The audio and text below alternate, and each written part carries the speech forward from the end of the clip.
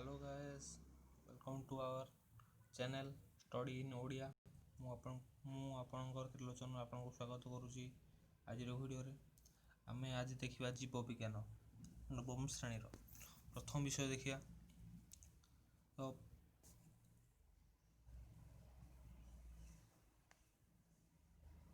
ଦେଖ ଆମର ଏଠି ଜୀବ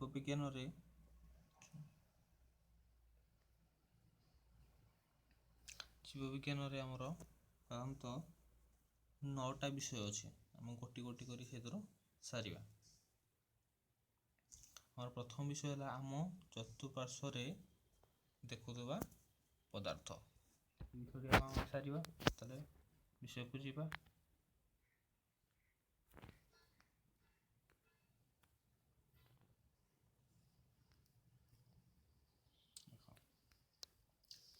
ଆମେ ପ୍ରଥମ ଅଧ୍ୟାୟ ଷ୍ଟାର୍ଟ କରିବା।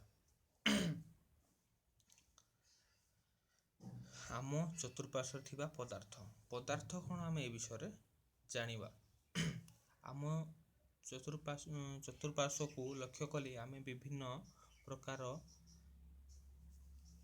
ବସ୍ତୁ ଭିନ୍ନ ଭିନ୍ନ ଆକାର, ଆକୃତି ଓ ରୂପ ବିନ୍ୟାସ ଦେଖିବାକୁ ପାଇବା। ଏହି ବିଷୟରେ ଥିବା ସମସ୍ତ ବସ୍ତୁ ଯେଉଁ ଦ୍ରବ୍ୟକୁ ନେଇ ଗଢ଼ା ତାହାକୁ ବୈଜ୍ଞାନିକ ମାନେ ପଦାର୍ଥ ଭାବେ ନାମକରଣ କରୁଛନ୍ତି। ପଦାର୍ଥ ମାନେ ଯେକୌଣସି ଗୋଟେ ଜିନିଷ ଯାହାକି କିଛି ଜାଗା ସେ ନେଉଥିବ ଆଉ ତାର କିଛି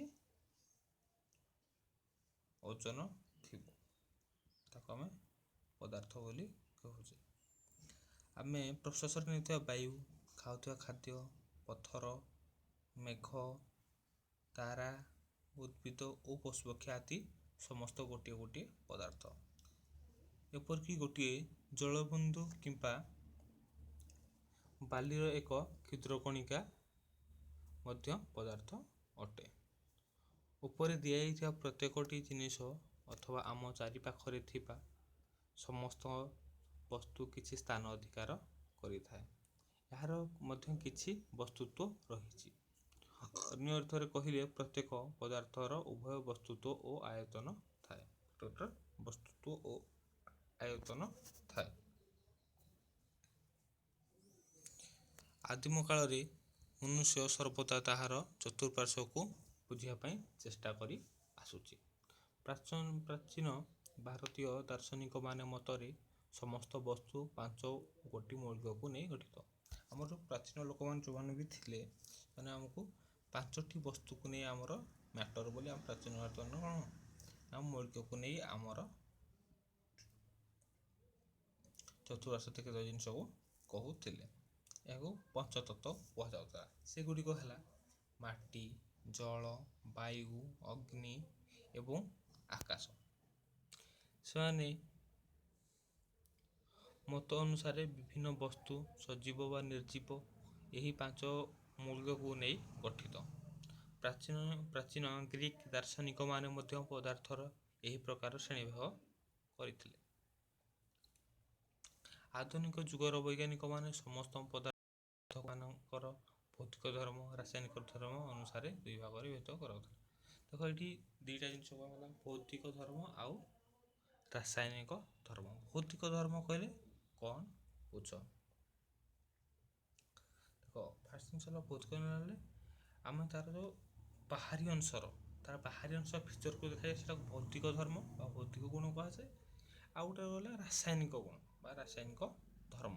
ତାକୁ କ'ଣ ଆମେ କହିବା? ରାସାୟନିକ ହେଲେ ତାର ଭିତର ଅଂଶରେ ଯାହା ବି ଘଟେ ତାକୁ ଆମେ ରାସାୟନିକ ଧର୍ମ କହିବା। ଏହି ଅଧ୍ୟାୟରେ ଆମେ ପଦାର୍ଥର ଭୌତିକ ଗୁଣ ସମ୍ପର୍କରେ ଜାଣିବା। ପଦାର୍ଥର ରାସାୟନିକ ଗୁଣ ବିଷୟରେ ଜାଣିବା। ପରବର୍ତ୍ତୀ ଅଧ୍ୟାୟମାନଙ୍କରେ ଆଲୋଚନା କରିବା। ପଦାର୍ଥର ଭୌତିକ ପ୍ରକୃତି। ଗୋଟେ ଭୌତିକ ତାର ପ୍ରକୃତି ଆମେ ଦେଖିବା। ସେ ମଧ୍ୟରୁ ଗୋଟେ ଦେଖିବା ପଦାର୍ଥ କଣିକାକୁ ନେଇ ଗଠିତ। ଆମ ଯେଉଁ ପଦାର୍ଥଟା ତିଆରି ହେଉଛି ଛୋଟ ଛୋଟ କଣିକା ବା ତାକୁ ଛୋଟ ଛୋଟ ପାର୍ଟିକିଲ୍ ନେଇକି ସେଟା ଗଠିତ ହୁଏ। ଦେଖିବା ତାର କେମିତି ପରୀକ୍ଷା କରିବା। ଦୀର୍ଘକାଳ ଧରି ପଦାର୍ଥର ପ୍ରକୃତି ସମ୍ବନ୍ଧରେ ଦୁଇ ପ୍ରକାର ସର୍ବମତ ପ୍ରଚଳିତ ହୋଇ ଆସୁଛି। କେତେକଙ୍କ ମତରେ ପଦାର୍ଥ ଗୁଡ଼ିକ ଅବିଚ୍ଛିନ୍ନ ଯଥା କାଠ, କାଚ, କାଗଜ ଇତ୍ୟାଦି। ଅନ୍ୟମାନଙ୍କ ମତରେ ପଦାର୍ଥ ଗୁଡ଼ିକ କଣିକାକୁ ନେଇ ଗଠିତ, ଯେପରିକି ବାଲି। ବିଭିନ୍ନ ଆମେ ପରୀକ୍ଷା କରି ଆମେ ଜାଣିବା। ତାହେଲେ ଆସ ତୁମ ପାଇଁ କାମ ମାଧ୍ୟମରେ ପଦାର୍ଥ ପ୍ରକୃତି ବିଷୟରେ ସ୍ଥିର କରିବା ଓ ଅବିଚ୍ଛିନ୍ନତା କଣିକା ବିଶିଷ୍ଟ।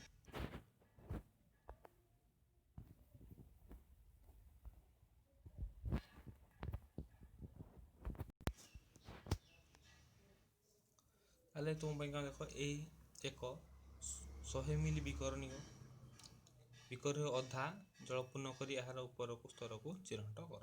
ଦେଖ ଗୋଟେ ବିକର ନେବ, ସେଥିରେ 100 ml ର ଗୋଟେ ବିକର ନେବ, ସେଥିରେ ଅଧା ମାନେ 50 ml ର ଗୋଟେ କିଛି ଜଳ ପୂର୍ଣ୍ଣ କରିବ। କିଛି ଲୁଣ କିମ୍ବା ଚିନି ନେଇ ବିକରରେ ଥିବା ଜଳରେ ପକାଅ ଏବଂ ଏକ କାଚଦଣ୍ଡ ସାହାଯ୍ୟରେ ଗୋଳାଅ। ତାକୁ ଯେମିତି ତୁମେ ଚିନି ହଉ କି ଲୁଣ ହଉ ସେଟା ପକେଇଦବ ସେ ପାଣିରେ, ଦେନ୍ ତାକୁ ଗୋଳେଇବାକୁ ଷ୍ଟାର୍ଟ କରିବ। ଲୁଣ କିମ୍ବା ଚିନି ମିଶିଲା ପରେ ଜଳ ସ୍ତରରେ କିଛି ପରିବର୍ତ୍ତନ ହେଉଛି କି ନାହିଁ ଲକ୍ଷ୍ୟ କର। ବିକର ମଧ୍ୟରେ ଥିବା ଜଳର ଲୁଣ ବା ଚିନି କ'ଣ ହେଲା ବୋଲି ତୁମେ ଭାବୁଛ? କ'ଣ ହେଉଛି ବେଶୀ ଜାଣିଥିବ। ଦେଖମାନଙ୍କୁ ଯେତେବେଳେ ସର୍ବତ, ଯେତେବେଳେ ତୁମକୁ ଗେଷ୍ଟ ଆସନ୍ତି ସର୍ବତ ଦିଆଯାଏ, ସେଥିରେ କ'ଣ ଚିନି ପକାଯାଏ। ତାହେଲେ କିଛି ସମୟ ଚିନି କ'ଣ ହେଇଯାଏ, ସେଥିରେ ମିଶିଯାଏ। ହଉ, ତା କ'ଣ ଦେଖିବା। ଏହି ସମସ୍ତ ପ୍ରଶ୍ନ ଉତ୍ତର ପାଇଁ ଆମକୁ ମନେ କରିବାକୁ ହେବ ଯେ ପଦାର୍ଥ କଣିକା ଗୁଡ଼ିକୁ ନେଇ ଗଠିତ ହେଉଥାଏ। କଣିକାକୁ ନେଇ ଗଠିତ ପଦାର୍ଥ। ବର୍ତ୍ତମାନ ଚାମଚରେ ଯେଉଁ ଚିନି ବା ଲୁଣ ଥିଲା ତାହା ଜଳରେ ଚାରିଆଡ଼େ ବ୍ୟାପି ଯାଇଛି।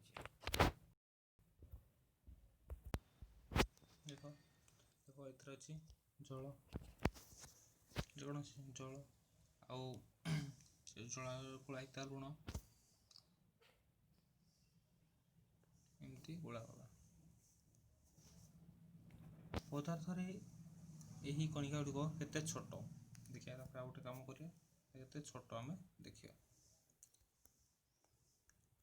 2 ରୁ 3ଟି ପୋଟାସିୟମ ପରମାନେଟ୍। ତା ଦେଖ ସବୁବେଳେ ମନେ ରଖିଥିବ, ତାର ଫର୍ମୁଲା ଗୁଡ଼ାକ ଭେରି ଇମ୍ପୋର୍ଟାଣ୍ଟ। ଫର୍ମୁଲା ଗୁଡ଼ାକ ମନେ ରଖିବାକୁ ପଡ଼ିବ। ତାର ପୋଟାସିୟମ ପରମାନେଟ୍ର ହେଲା KMnO4 ଓ ସ୍ଫଟିକକୁ ନେଇ 100 ମିଲି ଜଳରେ ଦ୍ରବୀଭୂତ କର। ଏହି ଦ୍ରବଣକୁ 10 ମିଲି ନେଇ 90 ମିଲି ବିଶୁଦ୍ଧ ଜଳ ସହିତ ମିଶାଅ। ଏହାଦ୍ୱାରା ଦ୍ରବଣ ଲଘୁକରଣ ହେବ। ଲଘୁକରଣ ମାନେ ଡାଇଲ୍ୟୁଟ୍।